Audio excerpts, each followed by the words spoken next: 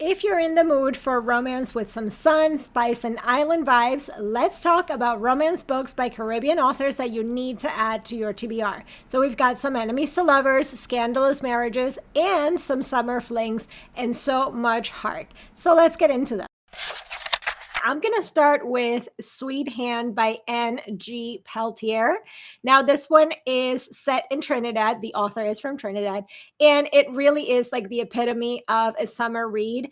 It is about a pastry chef, our heroine, Cherise. She's fresh off of a bad breakup with a musician, which, by the way, her mom will not let her live that down. And so she's trying to stay single to grow her business, to dodge her mom's matchmaking, and somehow she also has to survive her sister's upcoming wedding. So it is also a wedding romance. And the best man of the wedding is Kieran King. He is her forever nemesis. They have always had a very enemies vibe, so they really can't stand each other. And now they are stuck at kind of like on wedding duty together because she is the maid of honor, he's the best man. So lots of activities and lots of things and that they have to do together. So forced proximity in a way, lots of heat in the kitchen and of course out of it as well. It has all of the best tropes. So of course you're going to get the enemies to lovers, the wedding shenanigans, a bit of a one bed trope as well. And you do have the Trinidad setting. It is just a delightful read. I definitely cannot recommend it enough. And it's a whole series that you can get into as well. So if you're looking for a good summer read, then definitely dive into these.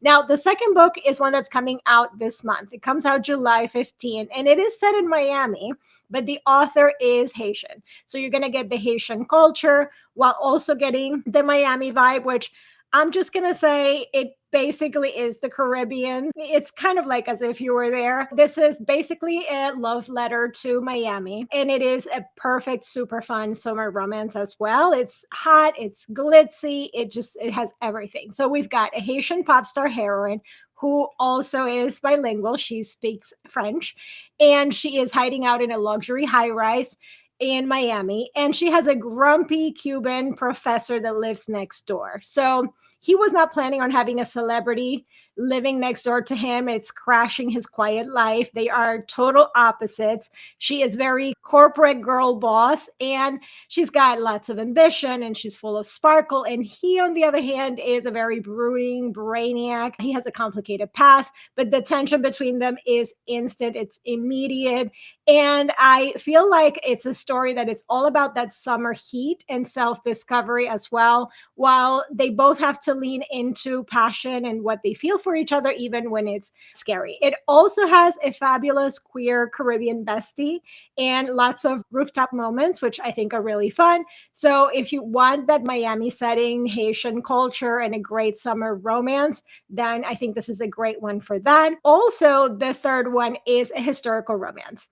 So now this author, Lydia San Andres, her family is from Puerto Rico, but she grew up in the Dominican Republic. And what she does with her historical romances is she sets them in made up Caribbean settings. So it's not necessarily a particular island. So they are all made up stories, but they do reflect the colonial history and all of that, all set in made up Caribbean islands. So now this one is compromised into a scandalous marriage by Lydia San Andres. And it does have that historical made up Caribbean setting. It's just a unique gem. We have our heroine, Paulina, who is an heiress, and she ends up seeking shelter during a storm at her mysterious neighbor's place, Sebastian. Now, nothing happens, but the gossip mill doesn't care that nothing happened, and it starts going, and now they have to get married because, of course, the reputation. So what follows is a beautiful kind of restrained, slow burn, simmering tension between them, and they are forced into this marriage basically, and they have to figure out